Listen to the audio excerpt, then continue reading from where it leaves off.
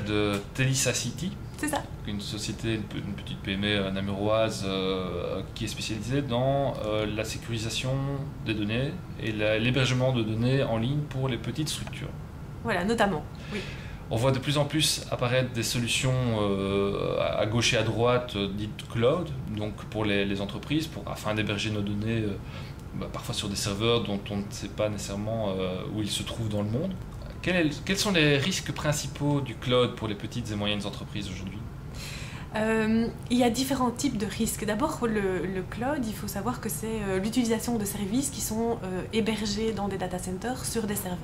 Il existe différents types de cloud. Il y a des clouds où en fait les applications qui sont utilisées sont partagées entre plusieurs personnes.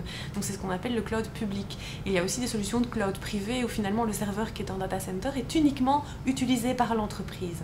Alors les risques en fait quand on travaille dans du cloud public, eh bien c'est qu'on ne sait pas toujours qui est le fournisseur de services, on ne sait pas où sont hébergées les données.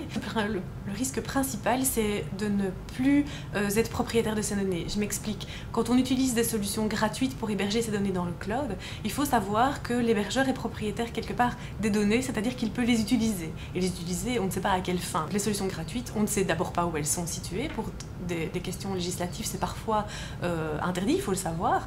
Et d'autre part, les données peuvent être utilisées par le fournisseur. Et là, c'est très dangereux, évidemment, si ce sont des données notamment d'entreprise ou bien même des données de patients, par exemple, dans le secteur de la santé. Ça, c'est un premier risque. Un deuxième risque, avec toutes les solutions cloud que l'on voit, c'est la dépossession de ces données. Donc, on donne ces données à un fournisseur, on ne sait pas ce qu'il en fait, mais en plus, on n'y a pas forcément accès si on ne s'y connaît pas un minimum. Et donc, on risque de ne plus pouvoir être capable de les récupérer et de se les réapproprier, de se réapproprier la gestion de ses propres données. Ça, c'est un deuxième risque. Un troisième risque qui est souvent pas bien expliqué aux petites entreprises, souvent, c'est que héberger l'entièreté de ses applications, de son système d'information dans le cloud, ça permet d'être mobile, d'y avoir accès de n'importe où, c'est très bien.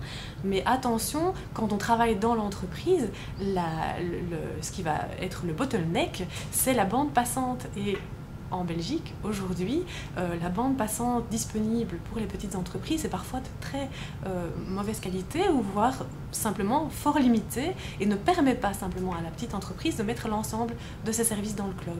Donc il faut bien réfléchir à ses besoins. Est-ce que les opérateurs télécoms peuvent aider ces entreprises justement à sécuriser ce type de solution ou bien finalement c'est pas leur rôle et on est mal loti quelque part en Belgique ? Les opérateurs peuvent effectivement mettre en place des solutions, ne fût-ce que pour améliorer la bande passante, ça c'est évident. Au niveau de la sécurité, on voit les opérateurs qui commencent à mettre en place certaines solutions de sécurité, mais ce que nous observons, c'est que les solutions qui sont mises en place par les opérateurs qui sont des grosses structures sont souvent fort peu adaptées aux petites entreprises, en termes de prix déjà, et souvent de fonctionnalités également. Est-ce que ça veut dire qu'il faudrait idéalement conserver une partie de ces données chez soi, même pour une petite structure ? C'est une solution en tous les cas de conserver une partie de ces données et même de ces applications de chez soi. Ça permet d'avoir une vitesse de fonctionnement, une accessibilité facile quand on travaille de la maison. Est-ce que ça coûte pas plus cher quand même, malgré tout, que la solution en ligne et sur le cloud, même si elle est imparfaite ?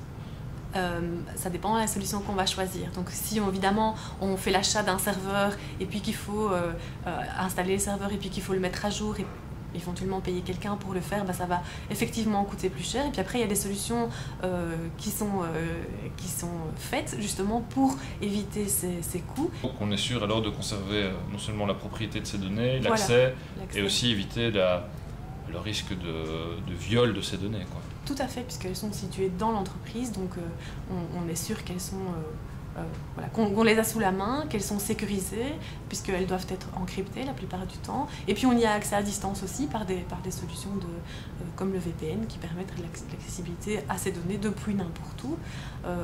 En tous les cas, au niveau de notre entreprise, c'est le pari que nous avons fait, c'est de combiner les solutions dans l'entreprise avec les solutions cloud externalisées, notamment pour la sécurité externalisée des données.